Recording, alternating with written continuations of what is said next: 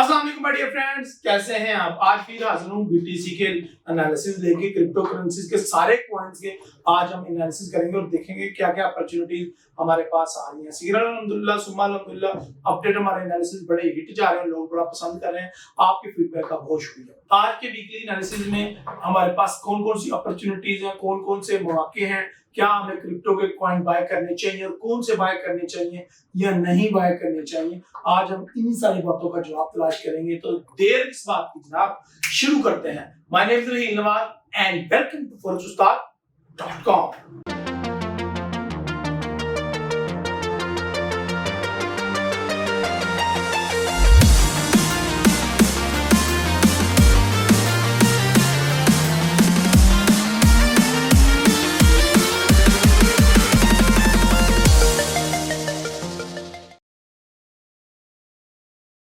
अब हम अपनी कंप्यूटर स्क्रीन पे आते हैं और बीटीसी का देखते हैं। बीटीसी का हमने जो एक सिग्नल दिया हुआ था कि बीटीसी यहाँ से 40,000 से बाय होगा, 38,000 से बाय होगा, तो अल्हम्दुलिल्लाह अभी भी वो 38,000 और 40,000 की रेंज में ही है। प्रॉब्लम कहाँ पे आ रही है और बीटीसी क्यों नहीं उठ पा रहा? बीटीसी इसलिए उठ नहीं पा रहा था क्योंकि यूक्रेन और रशिया की वार और वर्ल्ड वार 3 का खतरा हो रहा था, क्योंकि अमेरिका भी इसमें कूद पड़ा था और पूरा यूरोप इस टाइम इसकी लपेट में आया हुआ था। तो बीटीसी इसीलिए वो अपनी 45,000 की जो एक रेजिस्टेंस है वो क्रॉस नहीं कर पा रहा था। बट नाउ जब मैं आप ये वीडियो बना रहा हूँ आज, अल्हम्दुलिल्लाह सुब्हान अल्हम्दुलिल्लाह, कंडीशन टोटली चेंज हो चुकी है और जंग के खतरे बहुत हद तक कम हो चुके हैं। और अगर आप चार्ट पे देखें आपको नजर आएगा कि मार्केट में अब एक बुल की कंडीशन आना स्टार्ट हो गई है। पहले जो बड़े बड़े लो लग रहे थे, आप अगर देखें यहाँ पे 34,000 तक का लो लगा, फिर उसके बाद 35-36,000 का लो लगा, वो अब नहीं मार्केट उस तरह से बिहेव कर रही। और अब मार्केट पिछले कुछ वीक से, कुछ दिनों से यहाँ पे देखें अपनी एक मुकाम क्रिएट की और उससे नीचे वो नहीं जा पा रही, यानी कि 38,000 से या 37,000 से वो नीचे नहीं जा पा रही। कुछ तो है जो इसके रोके हुए है। तो इसका क्लियर कट मतलब ये है कि मार्केट अब ऊपर जाने के लिए, शूट अप करने के लिए बिल्कुल रेडी है। और पिछले कुछ, अगर आपने हमारी गोल्ड की वीकली एनालिसिस फॉलो करते हैं, आपने देखा होगा कि गोल्ड भी अब गिर रहा है बहुत ही ज्यादा तेजी के साथ। मैं गोल्ड भी आपको दिखा देता हूँ। यहाँ पे देखें आप, तो हमारी जो गोल्ड की 1 2 3 4 5 6 पिछले एक वीक से गोल्ड जो है वो तकरीबन 2050 से लेके तो 19, यानी कि ऑलमोस्ट 125 पॉइंट गिर चुका है। $125 ऑलमोस्ट वो गिर चुका है। तो ये एक बड़ी अपॉर्चुनिटी है और कि बीटीसी भी अब जो इतना गिरा हुआ था वो उतना गिरा हुआ नहीं रहेगा और उस हिसाब से वो नीचे नहीं रहेगा। और गोल्ड जब नीचे गिर रहा है तो बीटीसी ऊपर को भागेगा, जब गोल्ड ऊपर को जा रहा था तो बीटीसी नीचे को आ रहा था। तो अब ये दोनों एक दूसरे के साथ कोरिलेटेड टाइप वर्क करते हैं। तो जब बीटीसी गोल्ड नीचे आ रहा है तो क्लियर कट मतलब है कि अब जो आने वाले 1-2 दिनों में जो बीटीसी है वो अपना एक हाई निकालने जा रहा है और अपनी 45,000 वाला जो हाई है उसको वो ब्रेक करने जा रहा है। तो यहाँ पे हमारी एक बड़ी अच्छी प्लस की अपॉर्चुनिटी हमें देखने को मिलेगी इंशाल्लाह। और अगर मार्केट इस टाइम 38,000 पे है, सजेस्ट यू कि आप इसको 38,000 38,500 से इसको बाय। जैसे ही आप 38,000 से इसको बाय करेंगे, इंशाल्लाह आपका ये स्टॉप लॉस जो है वो बहुत छोटा होगा, लेकिन आपका टेक प्रॉफिट, पहला टेक प्रॉफिट 45,000 का है। अगर आप शॉर्ट ट्रेडिंग करते हैं तो 42,000 का लेवल जो है वो आप लगा सकते हैं। मैं आपको ऑर्ली में दिखा देता हूं। तो ये हमारी शॉर्ट ट्रेड थी, मैं आपको दिखा देता हूं। लॉन्ग ट्रेड, अगर हम इसको 38,000 से बाय करते हैं, ये देखेंगे तो हमारा पहला जो है वो 40 से 42,000 का टेक प्रॉफिट है, 42,000 का टीपी, ये पहला लेवल है हमारा। और इसका स्टॉप लॉस जो है वो छोटा रखेंगे हम। परफेक्ट है जी, जरूरत नहीं है इसको छेड़ने की। लेकिन टेक प्रॉफिट जो है वो, पहला टेक प्रॉफिट हमारा 42,500 या 42,000 पे रख ले आप, और दूसरा टेक प्रॉफिट हमारा 45,000 पे है। वो भी आपको अगला लेवल नजर आ रहा है, यहाँ पे देखें 45,000 का फिगर आपको नजर आ रहा है। तो ये अगला हमारा रेजिस्टेंस पॉइंट है। तो पहले मार्केट जो है वो इंशाल्लाह हमारे पहले टीपी पे जाएगी और उसके बाद 40,000 को होके फिर हमारा 45,000 और टेक प्रॉफिट इंशाल्लाह हिट करेगी। और अगर ये 45,000 का लेवल ब्रेक करती है तो फिर उसके बाद जो हमारा अगला लेवल है 50,000 वाला, उसको वो टेस्ट करेंगे। अच्छा, अगर बीटीसी का और हम देखें मंथली या वीकली देखें तो हमें रिजल्ट मिलेगा कि पिछली जो कैंडल थी वो एक बुलिश कैंडल थी पिछले मंथ की, यानी कि फरवरी की। अब ये बेरिश कैंडल बन रही है, तो इसका साफ मतलब है, अगर आप मेरे चार्ट पे देख रहे हैं एक रेड कलर की लाइन है, वो हमें बता रही है कि मार्केट ऑलरेडी यहाँ तो अपने लो को टेस्ट कर चुकी है पिछले 3 मंथ की। अगर आप एक ट्रेंड लाइन बन रही है जो कि बता रही है कि मार्केट में जो डिमांड एरिया है वो कौन कौन सा, और जहां जहां पे डिमांड क्रिएट हो रही है, सप्लाई कम हो रही है, वहां से मार्केट उठ रही है।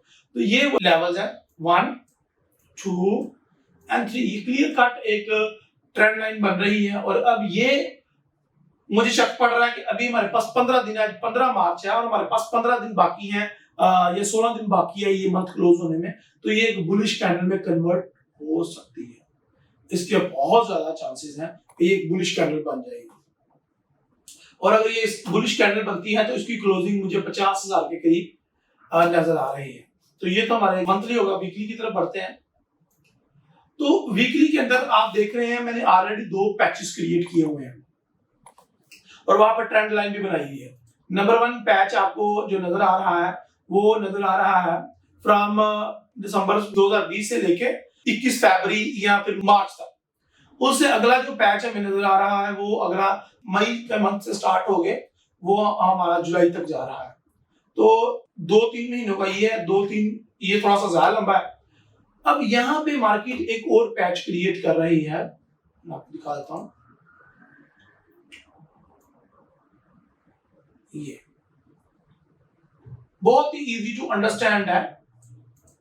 हाँ, तो मार्केट ने अपना एक 40,000 से लेके 38,000 का अपना एक एरिया होल्ड किया हुआ है और उस एरिया में वीकली के अंदर आपको नजर आ रही है बड़ी बड़ी विक्स नजर आ रही है अप साइड पे। ये देखिए, अगर आप मैं इसको थोड़ा सा और यहाँ पे देखें तो 1, 2, 3, 4 कोई तो चीज है जो उसको ऊपर नहीं जाने दे रही। वो जाना चाह रही है लेकिन वो लंबी लंबी विक्स में कन्वर्ट होकर मार्केट नीचे की तरफ आ रही है और मार्केट अपना जो मूविंग एवरेज की लाइन है ना तो उसको टच कर पाई है अभी तक और ना ही उसको क्रॉस कर पाई है। तो यहाँ पे या तो ये कर ले कि वो गिर जाए नीचे, वो ये गिर नहीं सकती है। ये जंग की वजह से, ये जो स्पाइक्स हैं ये जंग की वजह से बने हुए हैं, इसलिए मैं इनको वैलिड नहीं मानता। और मैं ये समझता हूं कि ये मार्केट अब अपना अगला जो बिहेवियर है वो इस तरह से बनाएगी और इस तरह ऊपर जाएगी जो कि 60,000 70,000 तक अपना एक हाई लगाएगी। यहाँ पे देखिए मार्केट ने कुछ ऐसा ही बिहेवियर पहले भी दिखाया हुआ है। पुरानी हिस्ट्री को देखना बहुत ज्यादा जरूरी होता है हमारे लिए। यहाँ पे भी देखें वही पैच जिसका मैं पहले भी जिक्र कर रहा था आपके साथ, और यहाँ पे भी अगेन वही पैच क्रिएट हो रहा है। इस दफा वो पैच जंग की वजह से ज्यादा थोड़ा लंबा हो गया।